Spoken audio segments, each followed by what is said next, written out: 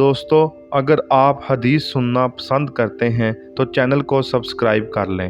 بسم اللہ الرحمن الرحیم۔ اللہ کے نام سے شروع جو نہایت مہربان رحمت والا ہے۔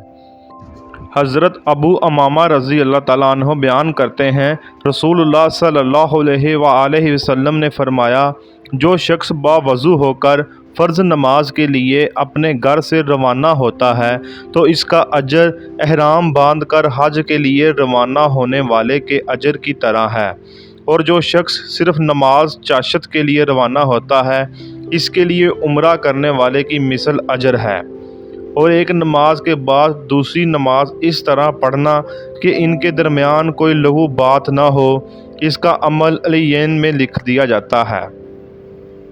حضرت ابو ہریرہ رضی اللہ تعالیٰ عنہ بیان کرتے ہیں، رسول اللہ صلی اللہ علیہ وآلہ وسلم نے فرمایا، جب تم کسی شخص کو مسجد میں خرید و فروخت کرتے ہوئے دیکھو تو تم کہو اللہ تیری تجارت کو نفع مند نہ بنائے، اور جب تم کسی شخص کو اس میں گم شدہ جانور کا اعلان کرتے ہوئے دیکھو تو تم کہو اللہ کرے وہ چیز تمہیں نہ ملے۔ حضرت ابو امامہ رضی اللہ تعالیٰ عنہ بیان کرتے ہیں، رسول اللہ صلی اللہ علیہ وآلہ وسلم نے فرمایا، 3 آدمیوں کی مکمل حفاظت کرنا اللہ کے ذمہ ہے۔ وہ آدمی جو اللہ کی راہ میں جہاد کے لیے روانہ ہو تو وہ اللہ کی حفاظت میں ہے، حتیٰ کہ اللہ اسے فوت کر کے جنت میں داخل فرما دے، یا اسے حاصل ہونے والے اجر یا مال غنیمت کے ساتھ واپس لوٹا دے۔